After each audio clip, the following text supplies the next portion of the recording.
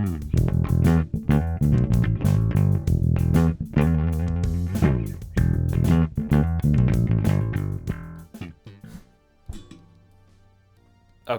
I had to decipher if that was my phone going off, if that was my tinnitus.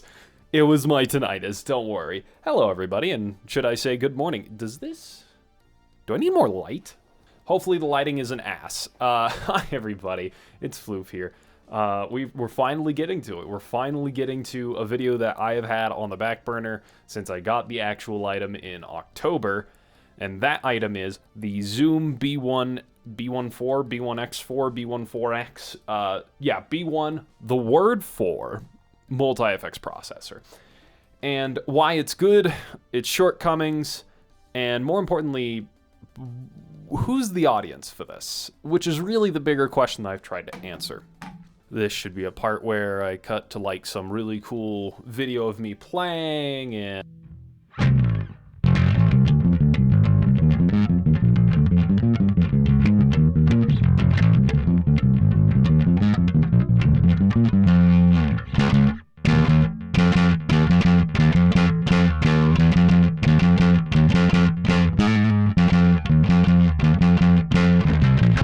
Of course, before we get started, I am drinking coffee. I did use a Bialetti Mocha Express to make this coffee, and it's very good. I've been making very good coffee with my Bialetti. I recently whipped it out again after going on hiatus for it for like, I want to say a good year. It's been about a good year since I've used my Bialetti pretty consistently, and now I'm picking it back up again. I'm very happy that I am. I've learned some new tricks and some new, things to do with the Bialetti to make a coffee taste better. I did none of those things today because I am a dumbass, but I have those tricks, like using an AeroPress filter, lower heat. I tried room temp water today, like room temp going into the boiler, and it's pretty bitter. So I think I'm going to stick to boiling. I think boiling gave me a better cup, and it also brewed like minutes faster. This took forever.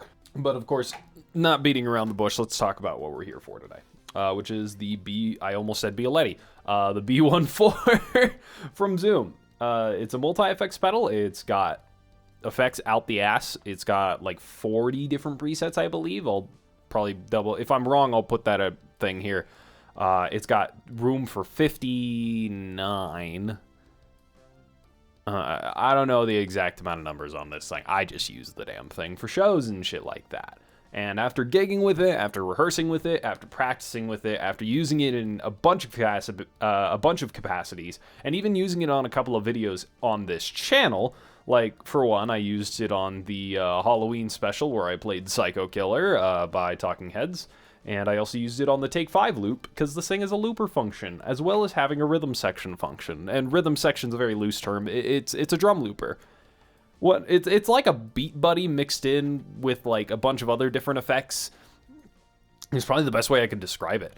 And the best part about this thing is that it is like, what's the MSRP on this? I think it's $100. I think it's like $80 to $100. Brand new. And like on the used market, you could probably find them for like 60. Let me double check these things. Hold on. So this unit right here has an MSRP of $100. And you might start by thinking like, Austin, like Floof, that is gotta be, that's an incredible value. What the fuck is wrong with it? We'll get to that. There's not exactly things wrong with it as much as I have concerns, and its targeted audience might be a bit of confusion here. This thing has all kinds of effects on it, compression, amp sims, cab sims, chorus, drives, you name it, it probably has it. It's got a whole list of effects. I'm not going to go through all of them. All of the points in between the sections here that are going to be of me playing are probably going to be me playing on my little, this video will be out by now, of this little nugget right here.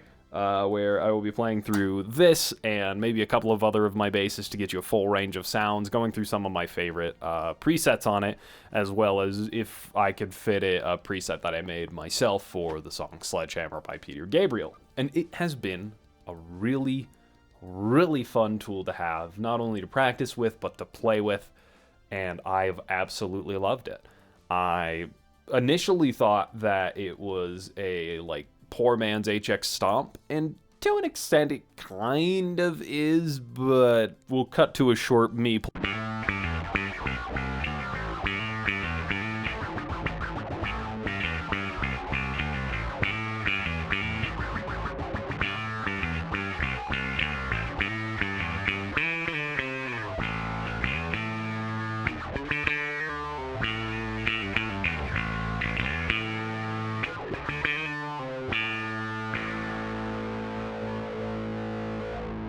Okay, so the shortcomings of the B14.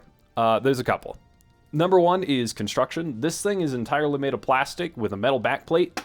It's not that it's bad. I've had no problems with it with like the 6 or 7 or so months that I've had it, almost a year. Be like 10 months. Holy fuck. It'd be like 8 or 9, I think. Quick math. We'll just say 9 months for the sake of just rounding it around. And for the past 9 months that I've used this thing, I've used it on quite a few gigs, on quite a few rehearsals and all of that kind of stuff. Stuff that I have footage of, stuff that I don't have footage of. A lot of it I don't have footage of because I haven't figured out a good way to take footage on the road and not make it sound like ass from my phone. But we'll get there when I can. And it's held up pretty well. I've had very minimal issues with it. The only issues that I've had have had been more with the fact of, well, one, this thing does not get powered on 9 volts. It's just a very weird thing. If I open up this bottom chamber, it's all double A's for some reason. So instead of using 2 9 volts or a single 9 volt in this section, it uses 4 double A's, which I'm not sure is better or worse. It's very much strange and out of the norm of what I know of pedals for using normally. I mostly put a 9 volt through it. These batteries have been dead for quite a long time, but if you're ever in a pinch and you can get some double A's, I guess that this thing can use it. The biggest concern that I have is the effects aren't great. They're fine. They're good effects, right? It's not that there's not a lot of variety. There's not a lot of different ways to combine them. You get 5 slots. I feel like that's plenty. It's more that the effects themselves aren't super duper high quality. You get what you pay for here in that sense. I don't think that's a bad thing though. It just changes the audience a little bit. That and the construction for me over the past few months of using it, and more consistently especially, have really guided me into a different point of thinking of what this thing actually is. I don't think it's for a gigging musician. Can you gig with it? Yes, absolutely. Nothing is going to stop you except maybe the construction breaking on a few years, because we don't know if this thing lasts a few years. Does it last a decade? Does it have that same test of time as an OC2 from the 80s that got thrown off a stage several times and is still getting sold on Reverb for a few $100s? We don't know yet. This thing's too young. But what we do know is that the effects are okay. And that's fine. That to me is pretty much just solidified what this pedal's audience actually is. To me, that's the person like me. I don't know a lot about pedals, but I've slowly wanted to start getting into them, getting into different effects. What effects do I actually want? What effects do I find myself that I'm needing? What I found out was through this pedal is exactly the answer to that question. I like a little bit of compression. I like a bit of drive. I like some fuzz in case the drive isn't beef enough. And then I like some chorus to add some waves, some variations, some what's the word? Motion. I want chorus to add some motion, and I want an octave pedal. And those are the 5 that I usually see myself running with when I do this. It's going to be a drive. It's going to be a 76 style compressor because I just think that they sound the cleanest. It's going to be some kind of fuzz. And the compressor I actually am going to experiment putting with on the end, but I can do that with this. That's what this is for. It is for experimenting. It is for learning on. It is for figuring out what you really want before you go ahead first, spend $500 on different pedals just to find out that none of the pedals that you bought are the effects that you actually wanted. This thing is a great, fantastic, and excellent gateway drug. I'm sorry that if you thought that this thing was going to be the poor man's HX Stomp, the absolute god killer in a sense. You're playing Elden Ring and it's just Let Me Soloer with nothing more than a sword or what is it, like a couple of swords that he used and a fucking pot on his head. Like it's not that. It's not that. It's a tool to be an in-between to make sure that you are getting into what you think you are getting into. And that makes it a perfectly admirable tool to have. I don't think that's a bad thing. I think that's a very necessary thing in the market, because it's very easy to go head first into the pedal world and then spend a stupid amount of money that you might not like everything that you have, selling everything for a loss, and then just keep cycling. But now I have a sense of direction for research for the pedals that I do actually want out of this thing.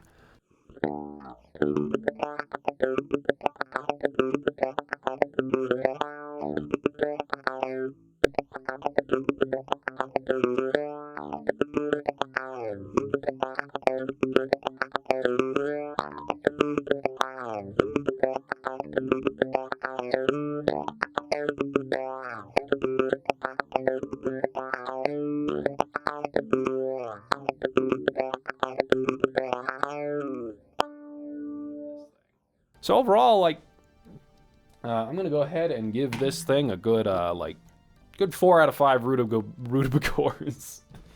Fucking useless ass thing, because like, to me, the value in the Zoom is not it's what it can be done or what it can do on a stage. The value in the Zoom B14 is what it does off the stage and what it does in informing you on what you're actually looking for. I think that's it. So, if you guys... Oh, God, I almost went into escape room host mode where I was like, do you guys have any more questions for me? Well, this one's the Google review. This one... No. We don't do that here. No, but if you guys have any questions or comments or concerns, go ahead and put them in the comments below. I'm usually pretty pokey in there and will occasionally poke my head in, especially if you write something nice. If you want to support the channel, we have a Patreon. For $2, you get to see this video, the video of me unboxing my little banana bass over in the corner. Every video that I create, you will get to see it as it's finished and not have to wait until, usually you save about a few days to a week on these videos, and it's $2. So if you really have $2 burning a hole in your pocket, I guess you could subscribe to the Patreon, and we can buy things for the channel, and it'll be fun. If you really want to support the channel in a way that is absolutely free, go ahead and like and subscribe, you know, the classic YouTuber bullshit that they tell you to do. And with that, I'm going to finish the rest of my coffee, probably record the sound recordings that I cut myself to in between these little sections, and I hope you all have a wonderful anything.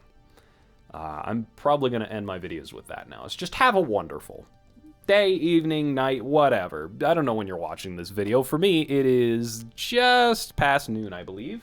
Yep, it's about 12:20. I work at 2 o'clock, and I thought I could fit this in before. So, have a wonderful, everybody. My name is Floof, and I'll see you later.